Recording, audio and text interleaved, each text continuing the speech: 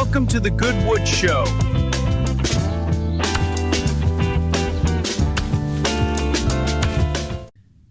Welcome everyone, the Goodwood Show, and today we have Ezra from the Solana Foundation. It's quite of a bit of a surprise. I never expected that he would accept to be my guest. So please, Ezra, tell us everything that you do for the Solana Foundation. For everything. First of all, thanks for having me. I'm, I've been around the ecosystem for a while, and I had a couple of Mindfolk back in the day, and so that's like, for me to come on an OG podcast like this with you, Vito, it's no brainer for me. Thank you. But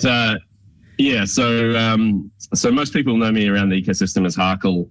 I work at Solana Foundation. I've been there for about a year. My kind of responsibility is for all of the websites. So we've got solana.com, and there's like payments.org that recently released pay.sh, which we launched at Accelerate just last week. And so if there's a website that's being launched, or if there's a website that we've got in the catalog, and I think we've maybe got close to 150 domains and subdomains just from all sorts of different stuff over the years, which I'm slowly pulling into line. If it's on web too, I touch it pretty much. So it's a pretty cool job. I love it. Like I've always loved building websites. I think I'm a bit of an unk, I've been around for a while. I've probably been doing it for about 20 years. Previously in my past life, I was working for government doing contract work and building stuff that was way more complicated than what I'm doing now. So it's nice to come into Foundation and align all of the web offering that they've got. When I arrived, it was a bit of a mess actually, but so we slowly cracking it into line, The mess. Yeah, so totally. What led you to the Solana Foundation? Like, what is your not only background, because I assume it's technical, but what is your background like in crypto? You said that you had Mindfolk, so you are OG in terms of NFTs, and I assume that OG also in crypto in general, right? Yeah. I mean, I think so.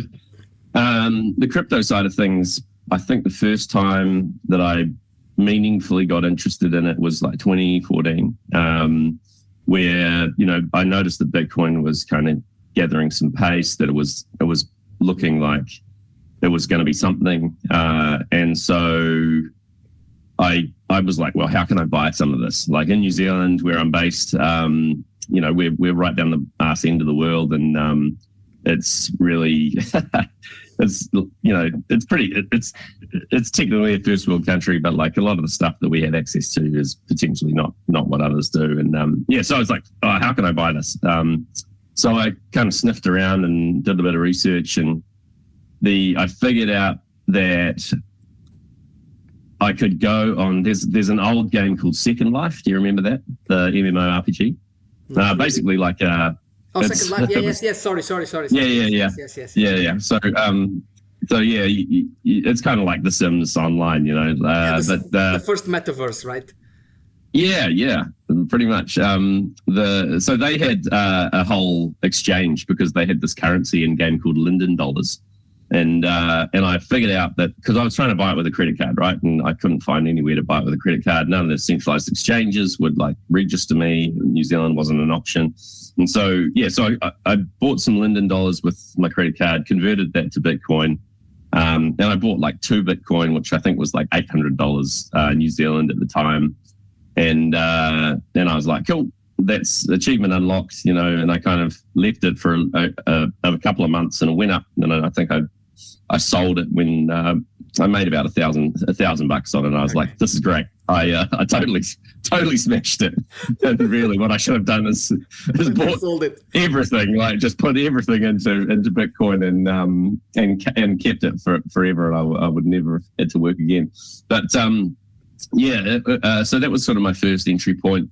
And I guess like once you kind of dip your toe in the water, your brain sort of switches on to what's going on around the place. And so, yeah, I kind of kept an eye on things. And then probably around 2018, I think,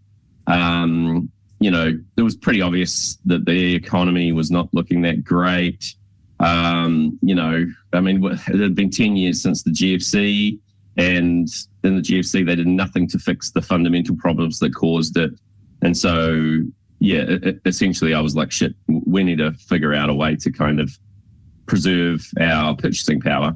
So I'm married, I had a chat to my wife, and she was pretty open to, looking at crypto as a vehicle where we could potentially do that. So basically I sort of started getting into a whole lot of stuff, just like researching coins and buying stuff. And I think I had about 30 or 40 different tokens at one point.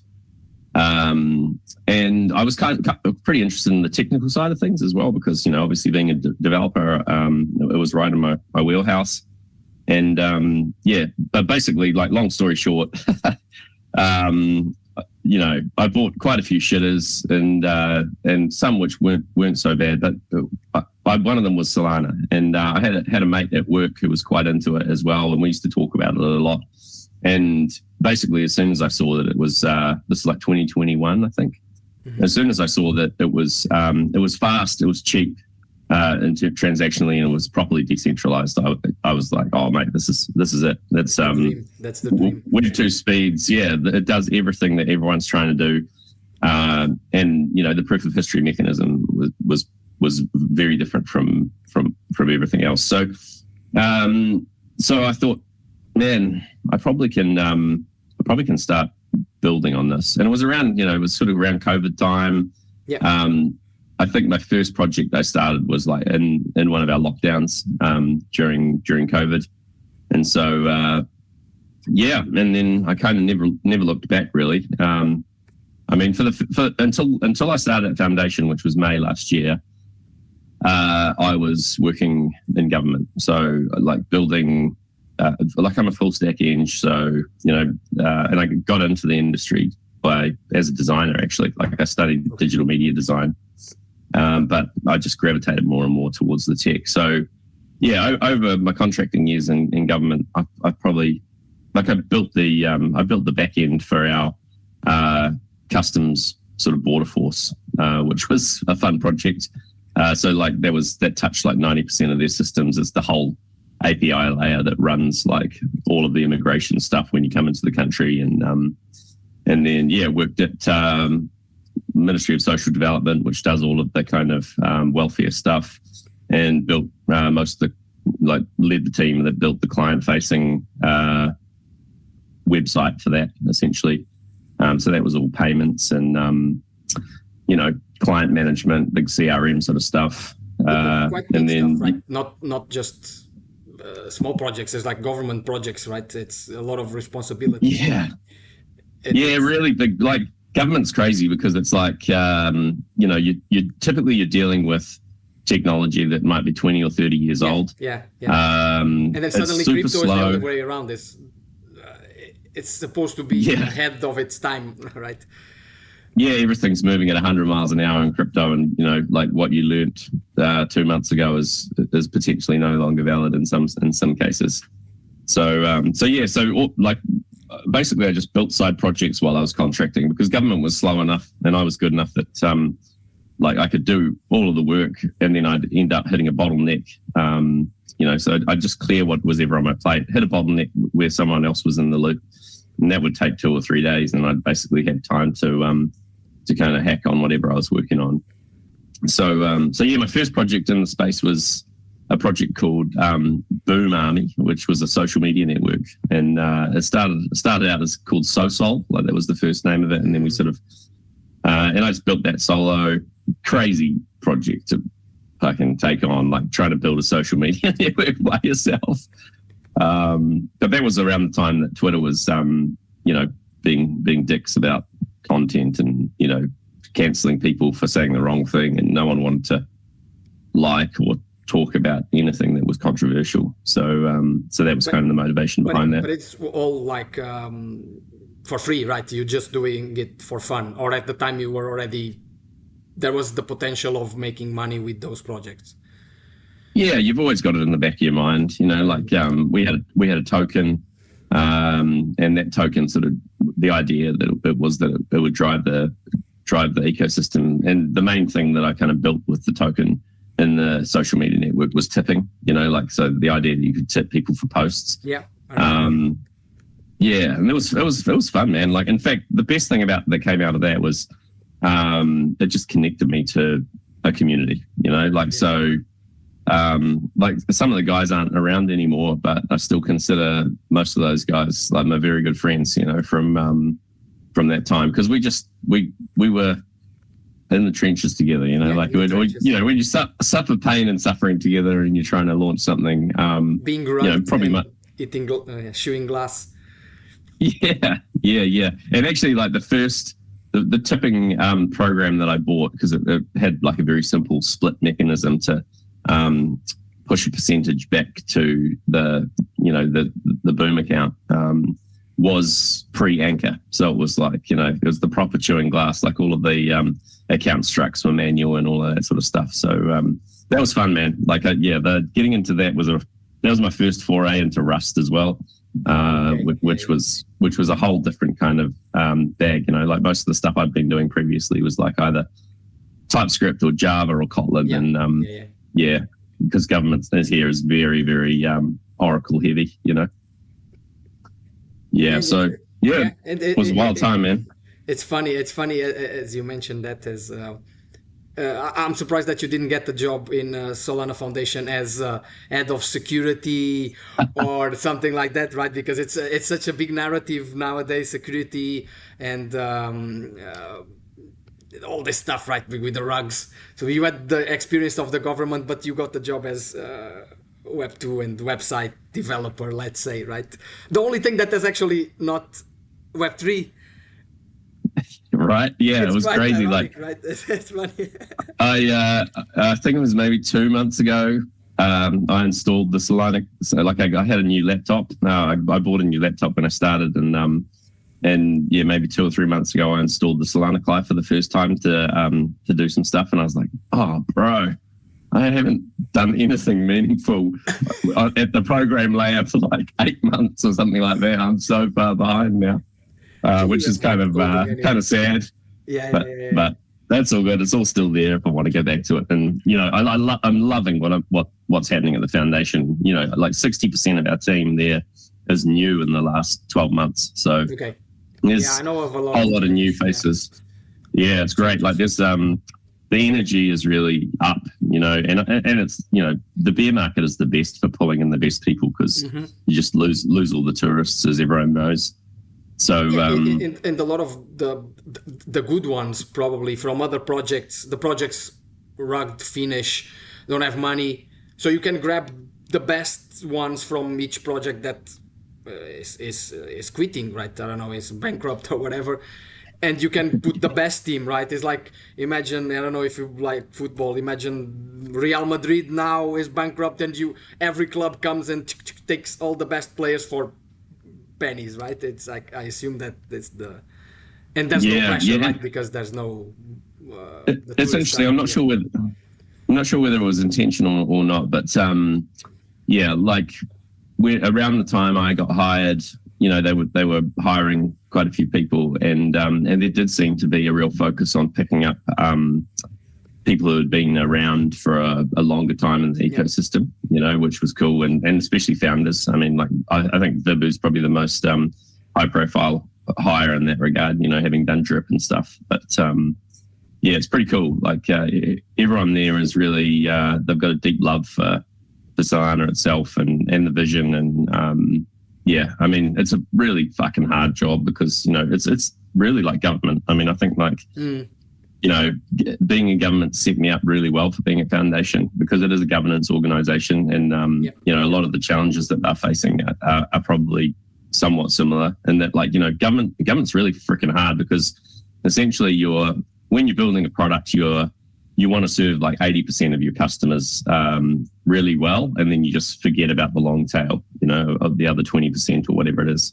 But in government, you've really got to, you're trying to serve everyone. And the unfortunate kind of thing is that those 20%, the long tail, who are the difficult ones, they'll take up 80% of your time and your mind share. So I think that's why a lot of governments do move slow, because they're trying to service those people somewhat, although less and less these days. I think they give less of a fuck about people more than ever now. But Solana's similar. Like we're trying to win in every space with everything, and which is like with the Perps stuff that's launched recently, that's been front of mind for like well before I started, and that's sort of the big space to win. And with Phoenix, it looks like there's some promising signs at an early stage, but there's also like a whole bunch of other teams who are trying to crack it at the same time. So pretty bullish on that space. Yeah, the competition it's hard, right? It's in terms of in general, like Solana not against, but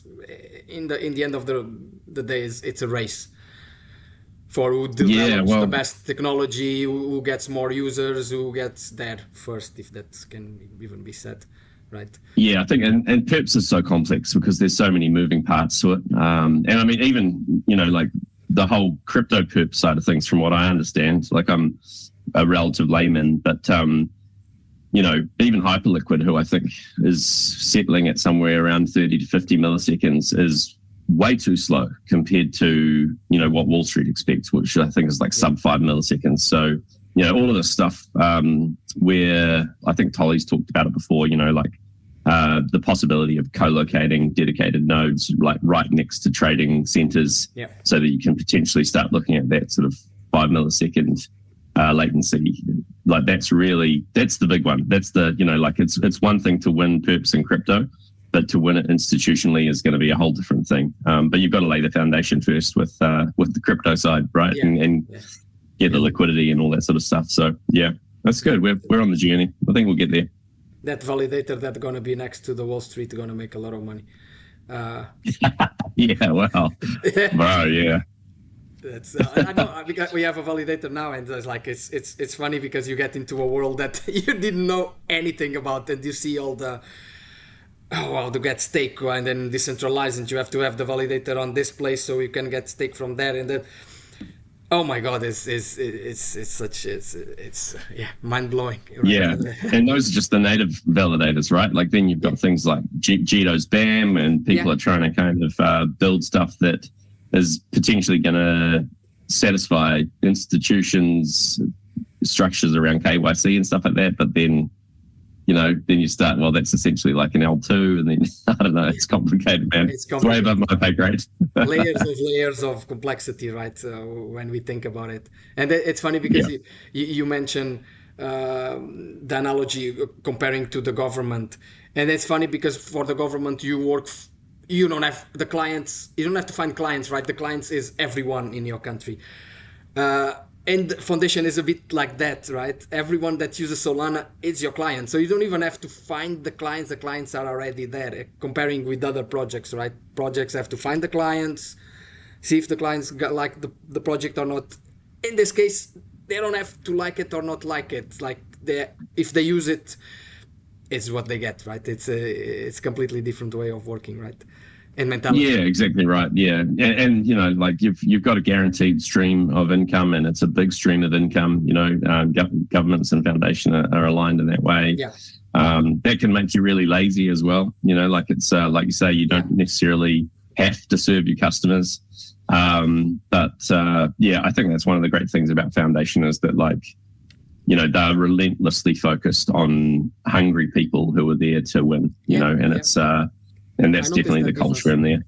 Yeah. Also on the validators, they changed the approach that they, on the queue for the validators to be accepted, they now prioritize people with like the OGs, people or projects that were here many months, many years ago that were already doing something, so they pass in front of the queue. It's a good way of, I think, because I'm OG probably, but if I just started, probably I didn't like it. And this compared with the government is also like everyone expects that the foundation would pay, give grants for everything, right? That's the issue sometimes. Like people don't understand that you have to do something as well right? Cannot be just the foundation paying for everything and you become lazy. Like I think no matter what you do in these kind of large organizations, like there's always going to be people who are pissed off at you. It's the good thing is that Solana has a culture where you lean into that. Like all this king making stuff in the last week has been heaps of fun. Was a bit like someone throws a bit of shade and then everyone piles on and like turns it into a meme, and it's a lot of fun online just to muck around with it. It's more than a blockchain. Is culture, is memes, is everything, right? It's and if it was not this, I don't know if anyone would be even here, right? Because it would be so boring. I don't know. I mean, I think like one of the things I really am nostalgic about, and I would love to see come back, is NFTs. I think the NFT culture. I mean, this was a big part of like what formed us as well, right? And we don't really have a lot of artists left over, but like at one point in time, that was the coolest thing about the NFTs. You just get all these crazy artists doing different things and looking at NFTs as a vehicle to kind of elevate their own work. And I'd love to see NFTs come back. I don't think, and I think they probably will, but probably not in the way that we are used to. I don't think we're going to get the art run again. But I think from like tokenizing individual assets, like doing what it says on the label, non-fungible token stuff, it's still the best in class. And I think Metaplex have continued to build out the NFT standard on their side of things, which is, the offerings that they've got now are super powerful, Yeah, there's always something new, right? There's always something new. Like if you miss one day in crypto, it's like missing 1 month in, I don't know, in any other. The amount of announcements that are coming out of the ecosystem at the moment, it's crazy, in terms of, right? It's crazy. Yeah, it's hard to keep up. You think, oh man, this is the craziest, best thing that I've ever seen, and then the next week will roll along and there'll be something else. And mate, we've got some fucking bangers in the pipeline as well that are coming down. There's some crazy stuff that's coming. The Gito GTX as well. I was like, oh okay, this is gonna be probably the competitor to Hyperliquid. I assume, I don't know. So it's gonna be the gauntlet's been laid down, like now that we've got that Perps handle and things picking up with across the space. I think there's, like I said, a ton of teams who've been kind of working diligently in that space quietly for a while and trying to figure out how to crack it. I think it's super exciting. Also, like having good competition keeps us on our toes, right? Because I think at some point we were competing with Ethereum, and Ethereum was slow. It was like DeFi is a bit dead as there, so everyone is like, okay, our standard is slightly higher, but it's not. It just is enough. And now, like, okay, Hyperliquid, they are much better than us. Okay, we have to. So it's like everyone is trying to build the next Perps decks. Yeah, we have to win there. Yeah, for sure. Yeah, it's an interesting thing, eh? Like, I mean, where Solana is really the incumbent now. Like we've got we're the ones to beat. Like, I guess even maybe 12, 24 months ago, it wasn't that case. Like and it's a really different kind of structure being in that position. So I think now we can start talking about the bigger ones above us, which are like Bitcoin. Like, how can we put a store of value on Solana? Like, how can we win everything? It's because I think it'd be really interesting to chat to Satoshi about his vision, because I think Bitcoin was obviously the first iteration, and he nailed it like as a store of value. But there's no Solana is really the mature child of Bitcoin. It's like it does everything that Bitcoin can do, but it does it faster, it does it better, it does it cheaper. It's and especially on the security layer. Like I think the reason that Bitcoin is it has ant miners and compute is to secure the network, right? Like that's the whole thing. And it's super interesting to think about, like, well, now that Solana is solved for the security layer, and it's done it cheaply, and it's fast. Like, what does a store of value look like on Solana? I mean, there's wrapped Bitcoin. You can, I think, like there's a huge amount of Bitcoin volume that goes through Solana now, and I think like maybe I saw a stat the other day where like over 90% of Bitcoin transaction volume happens off the network, which is crazy, really. I mean, it's like, if you're just kind of thinking about markets and the way that they work, like the market is not choosing to transact on Bitcoin, 30 minutes, right, to settle. So yeah, well, it can be. Yeah, I mean, like, anywhere between 8 minutes and an hour. It's like, and everyone's had that kind of situation where they've got an important transaction to send through on the Bitcoin network, and they set their fees, and then suddenly, the V-byte fees go up, and you're like, "Fuck, this isn't going to clear for 2 or 3 hours, and I need it now." I mean, I think it's always been designed as a more of a settlement layer, but and that's kind of much more attractive to the big banks and things like that. But why not just think about what a store of value looks like on Solana and get all of the benefits of the speed and the security and that sort of thing. I think it's totally possible. I think it will happen as well. So yeah, it's fair enough. I wanted to ask, like, so how did you get actually the job for Solana Foundation, right? Because did you have already a network of people that worked for the Solana Foundation that helped, or was completely random? Yeah, I mean, I knew a lot of the guys in Foundation just from being at conferences. Like, I think my first Breakpoint that I went to was Amsterdam in 2023. I couldn't go to the other 2 conferences, like basically because the first one, like, lockdowns were starting to look like they were going to happen, and then the second one we were in lockdown. So it was like for COVID, and New Zealand had like the worst lockdowns in the world. Like we were just, which is crazy because we're an island nation. So I did know a lot of the guys. I actually, maybe it must have been like July or June of 2024, I think, I interviewed for a job to come in and work on the Explorer. And so, like, I met Matt Gianni, who's the head of hiring there, and through that process, and I did 5 interviews for that, and got right through kind of to the last round. Wow. And then, so it looked like I was going to get it, but then they hired internally. They hired a guy, Noah Gandrota, who's an absolute legend. He's just like, he was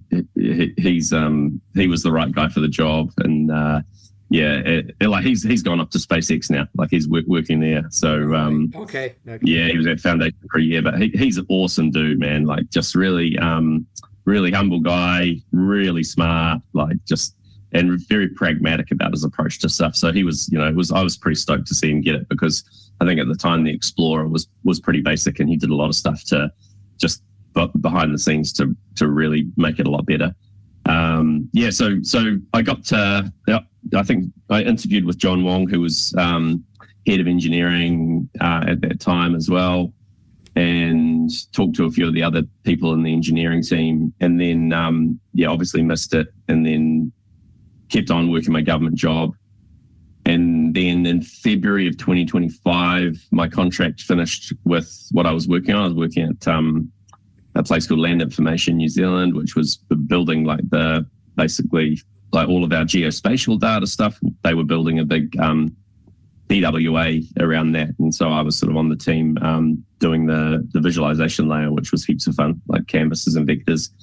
And then, so I finished up my role there, and I just was like, I just took some time off. I was burnt out. I'd done a couple of, I'd been working on several side projects on Solana at the same time, just doing 12-hour days. And my wife was getting pretty grumpy about me working so long and so hard, but especially on side projects, which were not really getting a lot of traction. So I just took some time off, and I was actually I was working on I was going to kind of relaunch a project that I've been working on called Legends of Sol, which was like an NFT project. And I was just kind of hacking on that. And then around about maybe March or April, I saw the job come up for the Solana.com and the Web2 stuff. And I was like, oh, this is, I can smash this. So yeah, just I think 2 or 3 days after it listed, I just emailed Matt and I was like, hey bro, I'm keen to get my head in the ring for this. And then because I'd interviewed already with a lot of the other people, I think I still had 5 interviews again. It was a pretty grueling process, but it all happened pretty quickly. I think like those 5 interviews happened within about a week. Okay. And I'm pretty sure like most of the other people who were interviewing were maybe only 2 or 3 interviews in. And because I'd interviewed before, like even with John Wong, Matt was like, God, do you want to set up an interview with Ezra? And John was like, nah, I've talked to him. I know who he is. It's a yes from me. So, so it was a really fast process and I got straight in and it was great. And since then, like when I came in, the whole website structure was an absolute mess. Like it was, it's 4 years of, just what I was doing in government, like legacy stuff being bolted on, like not a lot of strategy being put around things, like just throwing things up. And I think as a result, there's a lot of different kind of architecture structures that maybe weren't that great, but also just the code base was a big mess. We had, like to put it in context for anyone who's technical, we've got Fuma Docs, which is a documentation system that runs the developer docs. And we had that, which is a Next.js app router based structure. And we'd sandwich that into the same repository with Pages router, which is the old legacy Next.js routing system. And then we'd written a whole lot of code to kind of make it work together. So we're running 2 routing, a legacy and a modern routing system in parallel. And that was just crazy. It was just causing all sorts of errors in the background. And so now, like, fast forward a year, we've got like a proper monorepo structure. Everything's set up in its own app domain. Like it all builds independently to different deployment spaces and stuff like that. So there was when the day that I ripped out docs and got it into the app router, the turbo repo structure was just so good because it really did feel like we were making progress. But everything's looking pretty good there now, and it's exciting because when you've got a lot of technical debt like that, and when the product is kind of slow and everything's tricky to deliver on it, it makes delivery slow as well, and then internally with your team members, like they want to use the product less and less because it's a pain in the ass to kind of ask for features and get them delivered. And so I think that's probably one of the reasons why we've got a whole lot of these subdomains and all sorts of other projects floating around, because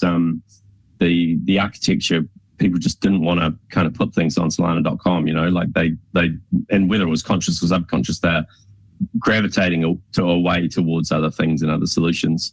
But I think like now that we've got this new structure, it's pretty exciting because internally I'm starting to get a lot more asks for things and people are wanting to put things on there, which means that like we're doing something right because they're starting to see the value of the site, and also Solana.com gets a shitload of traffic. Like it's just it's such a big brand in the space that SEO wise it just pulls in a lot of eyeballs, and so it totally makes sense for us to put as much content there and educate the space and the different users and their needs directly from that. So I'm working like a bit of alpha, like I'm working on putting the final touches to probably the biggest restructure that's ever happened on Solana.com, which is we're completely restructuring the way that the menu and the navigation works and where the content buckets sit.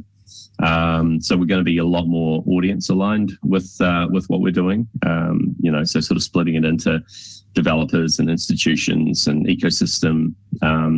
And then, it's going to give us a much more flexible structure to place content, and the content will be much more rich and more sensibly grouped as well. It'll be easier to find stuff. So I think that might be maybe a week away. I'm just getting alignment internally with that, and then we'll push that out. It's gonna be awesome.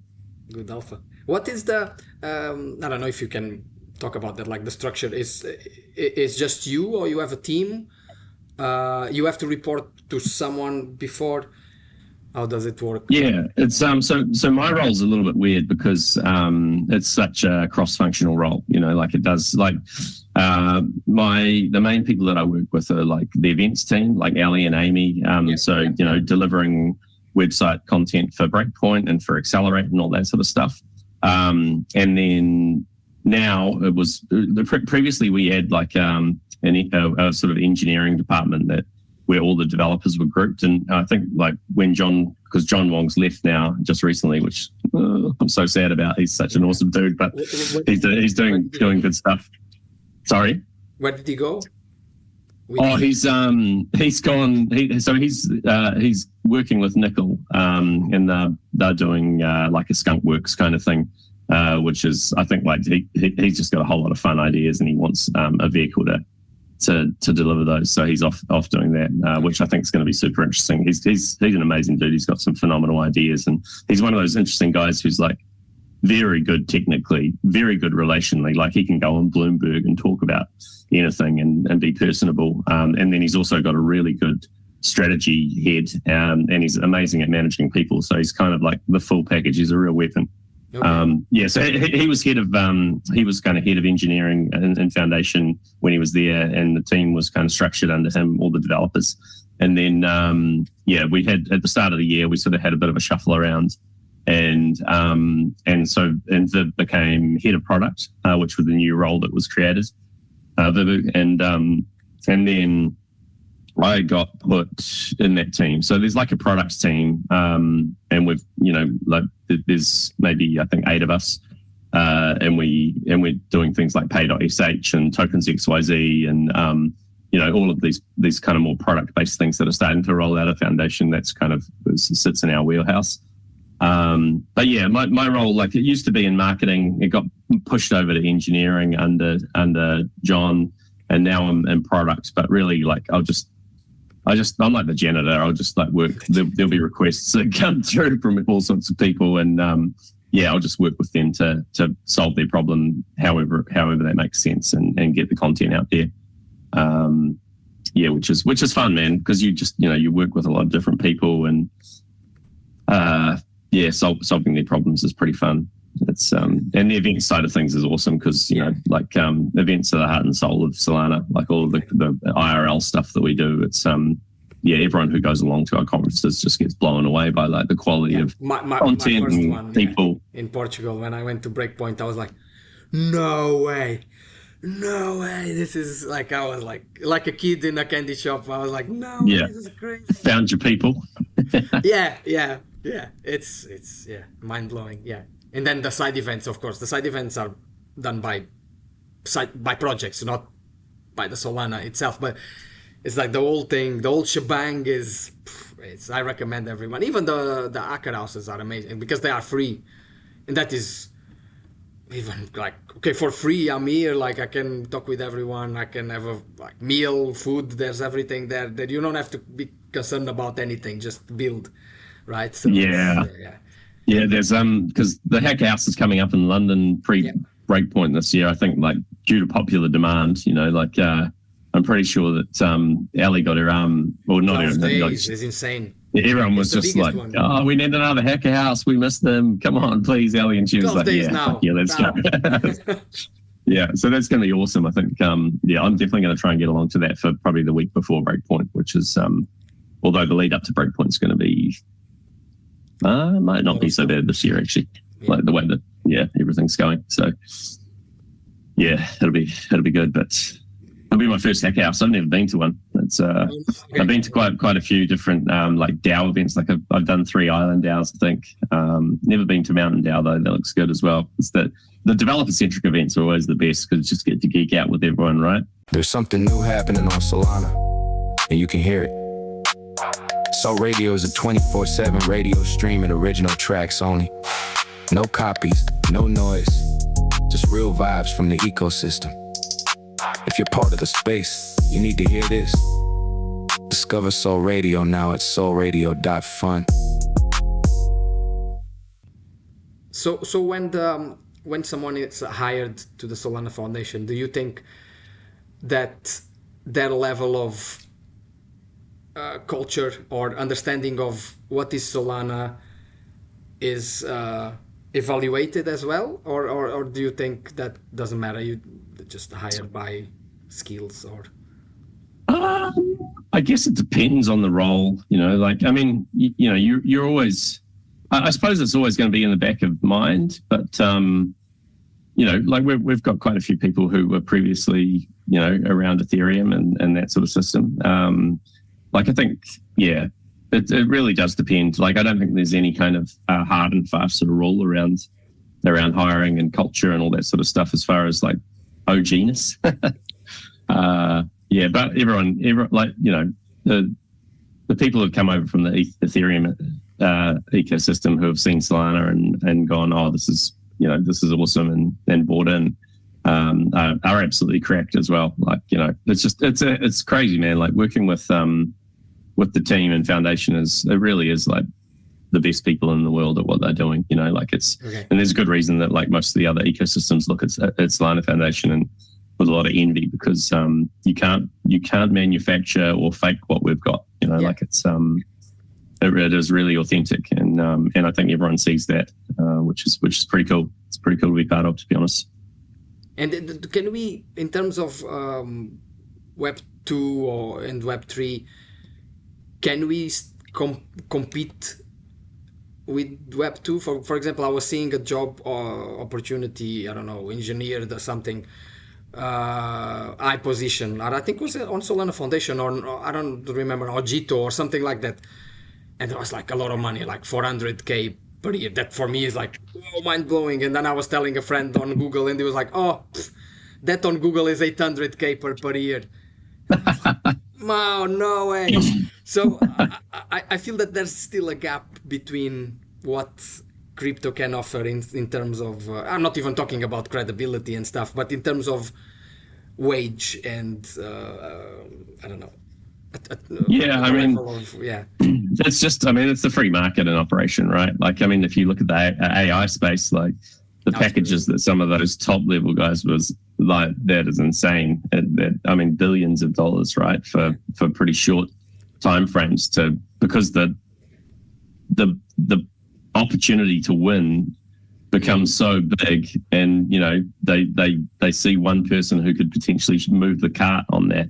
And it's like, well, money's not really an object. Like, it's kind of sickening how much money is flowing around there. Yeah. And like, especially in those tech spaces. So yeah, I think, I mean, like with as liquidity grows, as institutions come on board more and more, and like the buckets get bigger and bigger as far as money goes, like, yeah, it'll attract bigger and bigger people. But I think people with who are looking for higher remuneration. It's but I do think, like, the best thing about the time now, like any bear market, is people aren't necessarily, the money's good, but people aren't there for the money. Like, it's the money kind of comes as a second afterthought. And I think, like, a lot of people are just, they know that if we can win and become the next global financial rails that powers everything, the money will just come naturally. And I think, yeah, in my experience, like with anything, whether it's crypto or work or just life in general, focusing on the money is always always a wrong idea. Because you always have a disjointed priority structure when you're focused on money. Typically, I mean, there's some people who can do it well, I guess, but generally, I think it's way better to be aligned with vision and the possibilities of something and the enthusiasm for it. Yeah, and I've been talking with a lot of people due to this podcast, and then they say, like, I could make more in Web 2 or whatever other in other place, but like the adrenaline, the hype, the building in a fast mode, right? it's unmatchable, right? For the love of You game, cannot do man. that, like, and you work for government, so it was a very slow paced, so like you cannot Yeah, compare yeah. this hype. You can find fun in everything as well. Like the thing when I worked for government, the thing that I loved about it was like probably the most hostile work environment that you could possibly be in. It was like, and that was fun, because like this is the other thing. Like when you've got when you've got legitimate skills and you're bringing value to the table with what you're delivering, that's what you trade off. Whereas like if someone's trading off politics or just maybe not being there on their merits alone, they get very defensive, and like it creates a very defensive structure. So there's like tons of people like that in government. There's most of the managers in government, in my experience, especially in IT, should never be. They're not qualified to be there. Like a lot of them aren't even technical. Like you get these like sort of trained delivery managers who are there.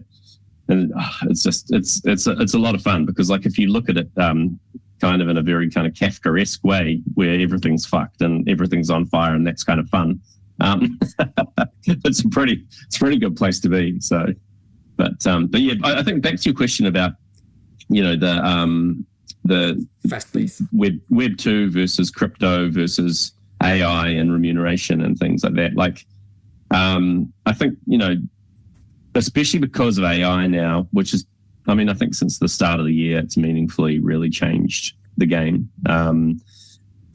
Mainly because I think the start of the year was the first time where everyone was like, oh, this is really fucking good now. And it can replace teams of people, So I think it's very hard to predict what structures like Web 2 versus Web 3 versus crypto versus AI is even going to be, because everything is moving at a very rapid pace towards agentic structures, and that's at the micro level. Like with micro, like we've just launched pay.sh, which is completely focused on that. Microtransactions. It's like one of the big announcements at Breakpoint, at Accelerate was that we've tokenized a lot of Google services because the partnership that we've set up with them, it abstracts away all of the Google account stuff like KYC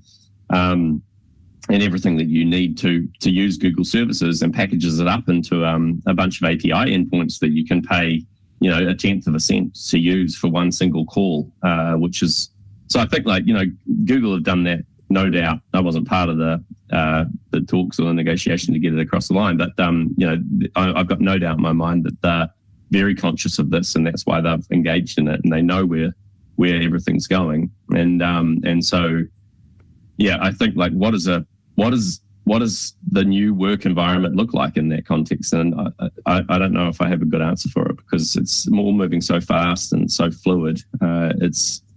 It's pretty crazy, really. Like we've never had a time like this in history before, or in written human history. And my oldest son is 19 years old, right? And so he's studying IT. Like he's doing his first year of kind of computer science, and he wants to get into the security side of things. But he like it's crazy being vicariously kind of living out what his teachers are teaching him. Like they've got this very old structure. They go to class. They do remote classes. They're online and stuff, but like they're still learning things in a very kind of old way, and to the point where like most of the teachers are very anti-AI. They're like, oh well, this is cheating. Like using AI to complete this thing, or even using it to ask questions is cheating. You're not allowed to do that. Which is actually crazy to me, because I think I don't know what they think is going to happen with AI or where it's going, but it's pretty obvious that the way that we learnt, the way that we operate, even the structure of like Googling and things like that is completely dead now. I don't think I've used Google for 6 months, like to ask for anything. Like it's all just straight into Claude or Codex or whatever now, and that's just the way that everyone's going. It's insane. And the other thing is that we're so far ahead of everyone. Like I think that's the other thing you can forget, is that there's maybe 3 or 4% of the world, maybe less, that are power using AI, and that's an interesting thing as well, because it's pretty apparent that there's not enough compute for maybe 10 or 20% of the world to do it. Like, they're already hitting straps and limits at the moment. So yeah, it's exciting, man. I'm massive glass half full to all this sort of stuff. I think there's a lot of doomerism around it, but that's. I think it's so fucking exciting. I can't wait to get a robot, man. I want to get a robot. I want to get a robot to do like the jobs around the house, or just paint the fence, cooking, painting. Yeah.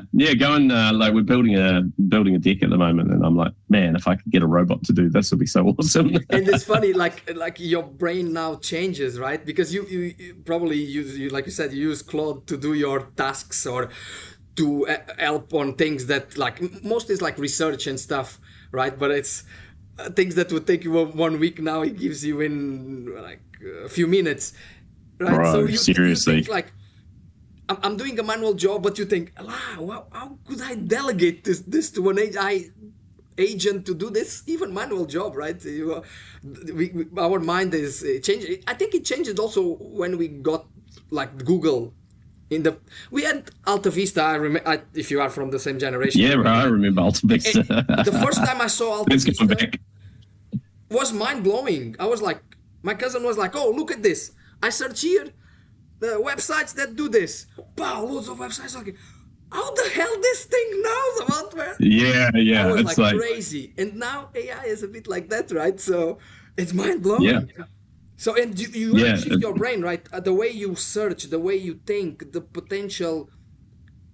There's so much potential, but you have to shift your brain, right? Because like you said, the teachers still teach the old way. They still teach Pascal when everyone is learning C+. Right, well, you can make some good money writing Pascal, I'll tell you that much. All those old technologies. We have to adapt the mentality, and I think it takes a while, and progress is much faster than the how we adapt. It's that feedback loop as well. Like, I think we talk about, what we consciously kind of start to look to outsource, or to the tools to kind of solve our problems.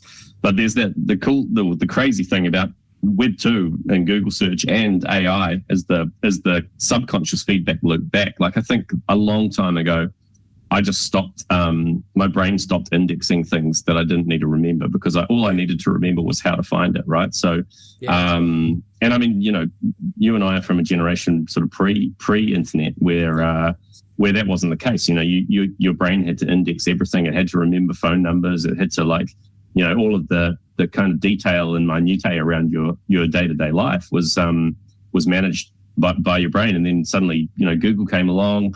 You could abstract all that away, and I don't know what happened with that part of my brain. I guess it just like started to do some other task. But same with AI now, and it's pretty profound, I think, like how that will feed back subconsciously into culture, because there's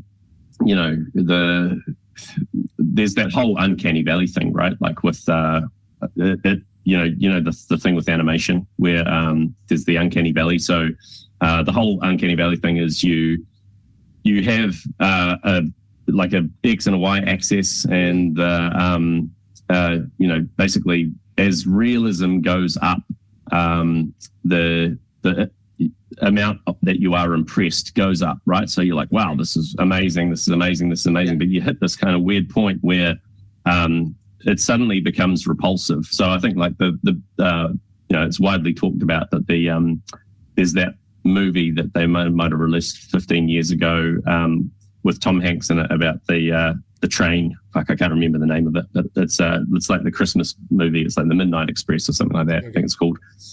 And in that, the characters are kind of hyper realistic, and they kind of fall down into this kind of repulsion where people are like, fuck, that's weird. I don't know what it is. But and then like once you get through that, it snaps up, and you kind of start to get into the point where you can't distinguish it from reality. And, I think like there's a super interesting thing to think about with the uncanny valley is like that's on on a visual level. But I think there's uncanny valleys everywhere, and like the human experience is very it's visceral, like it's kind of hardwired into us. And I'm super interested in how AI, like the uncanny valleys that we're going to hit culturally, because I think like that's possibly even occurring now with some of the AI slop that's coming out, so it's I love being in this space just because of weird shit like that, that's happening. But there's all of this stuff around the Odyssey movie that's been coming up in my feed, and memes around the casting and stuff like that, which are fucking horrendous, to be honest. But like I'm super excited about the possibility of a really high budget production that essentially provides a model going out into being released into the public, and then the public taking that and remaking it into the full feature-length film that they always wanted. Okay. And I'm really waiting for the first film that'll do that. Like, there's tons of contenders, but like I wonder if the Odyssey comes out and then the fans kind of take that, crowdfund enough compute to remake the whole movie and basically like AI slop the whole thing and change the narrative and change the characters and everything. I think that'll be fucking awesome. And then like to see it go on and be released and potentially make more than the Hollywood version at the box office or whatever the equivalent platform is would just be so great. Might be like about $500, I think, off the top of my head to make a 30-second video now. So if you're looking at $1,000 a minute, 60K for a 1 hour movie is pretty reasonable. Like you pretty easily crowdfund a couple of $100,000, and then you've got an hour and a half to 2 hours where you can really get the narrative lined up and make something compelling. And the consistency is so good now, man. It's insane. And it's only going to get better as well. That's exciting.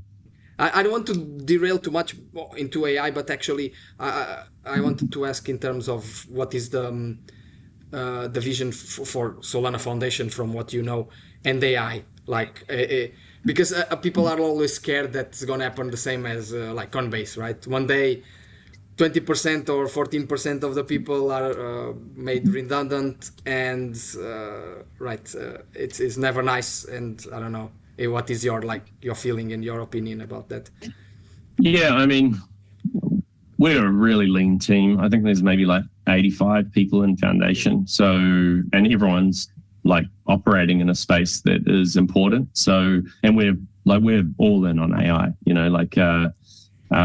we've got Spaceman Dev. He's just come on recently. I think he started 2 months ago, and one of his big kind of remits is in the AI space, and he's doing stuff internally that's going to kind of supercharge us in that area.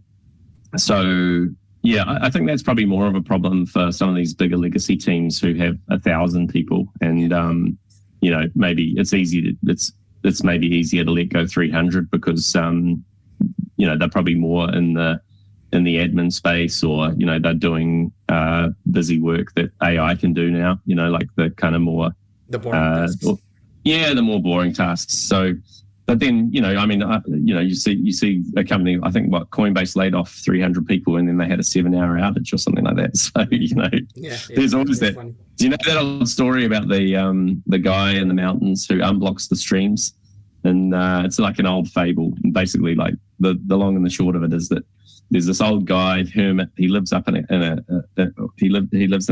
cabin on the hill, and the council have always paid him, and his whole job is just to unblock the streams, right? So there's like streams coming down, and he just takes the wood out every day, and no one thinks twice about it because the streams flow normally, and then someone in council, like years go by, someone looks at the pay slip and they're like, who is this guy? Like, why are we paying him? What for? Yeah. And so they're like, let's get rid of him. And so they say, do that, and he stops unblocking the streams, and then 2 or 3 weeks later, they have a big downfall, and it completely destroys the village because all the streams are blocked up, and they dam up, and then essentially the water comes down and wipes everything out. Like, I think it's a really good analogy, probably for some roles where you got these people who are quietly grafting away, and and maybe they've been there for a long time. No one really kind of knows what they do, but it's very important. And then you get rid of them, and it's only post exit that everyone's like, oh shit, that was something that was super important. And management's like that, like I think everyone's worked under a manager who's really got no fucking idea what they're doing and how everything works. So yeah, it's probably a common story around the place, I mean, I think like going back to the foundation thing, it's certainly, if you're not performing in your role there, you'll get moved out pretty quickly. It's really it is about the value that you provide in your specific space, and so there's no shortage of people who they can call on, and every job listing gets thousands of applications and things like that, and there's some of the best people in the space around. So I just think, look, it's AI is going to do more and more, but the exciting thing about that as well is that it's going to mean that the human side of what gets delivered is more and more important, because you're going to need, the best people that you can hire at the moment are people who are high agency, who can work autonomously, and who have a good vision for whatever they're doing, and so those people are going to become more and more valuable. And it's going to force the people who are potentially just a little bit more comfortable doing busy work and, just happy to kind of go into a role and grind it out. It's going to force them to sort of be more like that, be a bit more autonomous and think a bit harder and that sort of thing. So, yeah, I'm bullish. I think it's going to make us more human than people realize, because all the soft skill stuff is going to become super important, more than it ever has been before. So frees your time for the real important things, regardless if there's spend time with your family, play some sport, because you gonna 10x your potential, right? Because you can kind of sort a lot of stuff, much more work, let's say, in a shorter time, so you have a bit more free time. Maybe I think, although I'd push back on that, because I think it's like there's in the 50s when I think it was around the 50s, the washing machine became a big deal. And, there was this kind of existential crisis amongst people, because they're like, well, washing takes a whole day every week, what a stay-at-home mum's going to do with their time? Like, they're going to go to rack and ruin, then they're going to have a whole day where they just be, watching TV or whatever. But I think the reality of the situation is, and the way it happened is that, you filled that time with other more meaningful stuff. And and typically it's work, you get more work. Yeah, that's you have to really hustle to put the family and quality time with people ahead of work, I think, especially for people who, I think, I'll work anywhere between 50 to 80 hours a week at the moment. And it's I've really got to consciously be focused on spending time with my family, because it's very easy just to get lost in my own world of work. A little bit, right? You have to have that routine of, wait, this is too much, I need to stop, right, and go. Yeah. I mean, we always sit down to dinner at the table together every night, and I think that's probably about as valuable as you can get, because it's just a dedicated time where everyone can kind of talk. And although increasingly our kids are busy, and it's like them who aren't here. So you said that you have some funny stories, but I'm still waiting for those crazy stories that you may have to. Anything that you still want to reveal, or I don't know. So probably one of my best stories that was one of my favorites is and I probably have told it too much to my mates and stuff. But we when I first went to Breakpoint in Amsterdam, we had the opening night mixer there, and everyone was there, and it was super awesome, and it's just great to be finally in the ecosystem around all the people. It was my first time, and I saw Toly at the party, and he was getting slammed by everyone, just so, but I was like, fuck, I'm gonna walk up and say hi, and so I did that, kind of shook his hand, had a 2-minute conversation with him, and then there was a massive line of people just there, basically, like, and he was just there shaking hands and being chill like he always is, and so I kind of shuffled off towards the melee of people who had said hi, and a couple of guys walked in, and they obviously knew him really well, and they had a bit of conversation, and then I was at the bar grabbing a drink, and one of the guys was there, and I just started up a conversation with him. We kind of got talking about all sorts of stuff, like the global financial system and like markets and where everything was at and what was happening, what the potential of crypto was. And he was like, we're getting on, and he stops and he goes, Hårkl, you've got to come to dinner with us. And I was like, yeah, fuck yeah, that sounds awesome. We were having a great time. He was obviously an interesting character and someone important. I don't know who. But yeah, so we get in an Uber and we go to this restaurant, and it's super nice, really cozy kind of place in Amsterdam, kind of high end. And we walk down the back of the restaurant, and there's this big round table, and there's like 7 guys there. Like, I'm the 8th guy at this dinner table, and I was just like, oh man, this is crazy. Who are these guys? And anyway, we sit down, and Logan Jastrzymski's there, right? And so he and I was still trying to figure out what was going on, but basically the guy who invited me, he's like, so Logan, tell us about Solana. And then Logan basically just launches into about half an hour of just talking about how Solana works, the structure of it, like what the opportunities are. Like he runs that frictionless capital, like they're a fund, and he's a super onto it guy. And so, and then, like, I just shut the fuck up. I was just sitting there like being quiet. And I was like, I'm not going to interrupt here. I've got nothing to add. And occasionally, he'd ask me a question. He's just like, is this true? And I'd be like, yeah, man, Logan's laying it down. It's like, this is exactly how things work. And then, so Logan talked for about half an hour. And then the head guy, he's sort of like, well, I guess that's decided. We're all in on Solana. And I was like, damn, awesome, okay. And then that was kind of the business part of the evening, and then we just kind of had 2 or 3 hours of just having an awesome time. No one was drinking, everyone was drinking water. I think, given the caliber of these guys, and yeah, and we had an awesome night. Like, at the end of the night, we kind of finished up, and we were all outside, and like people were high-fiving, and we'd had a fucking awesome time. And the other guys, they were like, all right, we're going off to we're going out. And I was like, oh look, man, it's been a pleasure. I don't want to I don't want to overstay my welcome. And so Logan was heading off as well, and we kind of figured out that we were staying at the same hotel, and so I was like, look, let's grab an Uber together and we'll go back.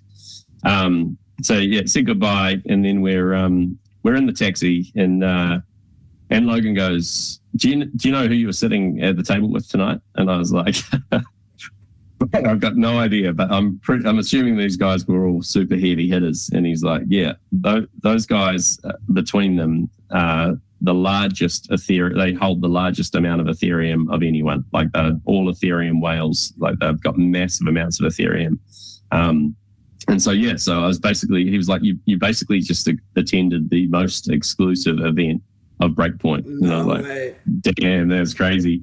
But to be there at that point where, essentially they made the decision that they were going to move, I don't know, a massive amount of their portfolio from Ethereum to Solana. And that was like, I think like what, Sol would have been about $24, I think, at that time, $25, something like that. And like pretty much immediately after that meeting, within the next kind of 3 or 4 weeks, it went up to about $70 or $80. So, makes sense now. Crazy, man. Yeah. Okay. Yeah, crazy stuff. And but that's the beauty of going to these events, like it's you never know what you meet. Yeah, This you're there person with all sorts and some of the most powerful people in the world, you know, with in terms of budget and liquidity. And so, it was really cool. It was a really cool night. But I mean, yeah, I think every time I go to conference, like most nights Something are crazy. happened. Yeah. I mean, you know, to put into perspective, like maybe the last night of conference, like because it was 3 days. Me and a few mates, we were all absolutely knackered from, you know, just going as hard for 3 days. You just get exhausted, as you probably well know. And we were like, oh, let's just go and grab a quiet beer somewhere. And one of the guys was like, oh, I know this good little bar. It's just like a little kind of lounge, basically, someone's place. And so we just went. Everyone ordered a beer. And we got some food there. Like they had some reasonable food. It wasn't a restaurant. Like it was just bar food. Like they had like bitterball and you know, bar snacks and stuff like that. So we just ordered a bunch of that sort of stuff as dinner. And then you know, 2 or 3 beers in, we're sitting there. It's this kind of long space. There's a bar at the end, and then we're kind of sitting in the front. There's like a little open space in front of us. We've kind of got the bigger table there. There's about 5 or 6 of us. We'd also kind of been on Telegram, just seeing, you know, who else was around, and a couple of others joined, like Mike McKenna and stuff. And so we're sitting there, and everyone's starting to feel the vibes, you know, like you're 2 or 3 beers in, we're all shooting the shit and having a good time. And then it's just suddenly the music sort of kicks up a notch, and you know, things are starting to, like, there's sort of a DJ guy who came in, and he was playing some absolute bangers, and we're like, all of a sudden you could just tell everyone was like, mate, this is great, we're on again, you know, everyone's energized and a few beers down. And then people start hitting this tiny dance floor in front of us, this little space, like there's about 4 or 5 people starting to dance, and we're just like, whoa, this bar's changed from like a little kind of lounge into a sort of a more dancey feel. and then this bubble machine just goes off, and a smoke machine goes off, and then there's like 20 people on the dance floor in front of us, and this whole pub just turns into this massive party, and we're like sitting right in the middle of it, just watching, going, what the hell is going on here? But man, I think we stayed out to about 2 a.m. We had an absolute ripper of a night, and that was tons of fun. But yeah, those sort of serendipitous things that happen to us at conference are so much fun. I think we have to kind of finish. We are running. Yeah, man, it's been good. Thanks for having me. No, it was great. It was great. Thank you so much. Well, great to connect, and mate, now that we know each other, I'll see you around the traps. It'll be great. Chop, chop, the wood we carry. Chop, chop, never meant to bury. Fire runs through the grain. Nothing lost, nothing to claim. Chop, chop, keep it moving. Chop, chop, always flowing around the night. Voices arise in the dark, truth survives.